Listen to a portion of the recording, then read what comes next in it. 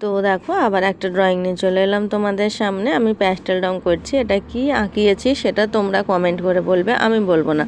তো প্রথম পেন্সিল দিয়ে আঁকানোর পর আমি কি করলাম, একটি যে লাল খয়েরি রং পাওয়া যায়, বাংলাতে বলছি, তো ওই রংটা আমি দাগের ওপর দিয়ে দিয়ে নিয়েছি। তারপর কি করছি, অরেঞ্জ যে কমলা রংটা একটা আছে, কমলা রংটা দিয়ে নিচ্ছি। আমি কেমনভাবে রংটা ঘষি সকলে দেখে নেবে। আর ভিডিওটা কে কোথা থেকে দেখছো অবশ্যই কমেন্ট করে বলবে। আর ড্রয়িংগুলো কেমন হয় সকলে বলো, কিন্তু অবশ্যই বলবে। আর কার কার ড্রয়িং ভালো লাগে সেটাও বলবে। আর যারা যারা এই ভিডিওটি ফেসবুক থেকে দেখছো তারা তারা অবশ্যই পেজটি প্রোফাইলটি ফলো করে দিও।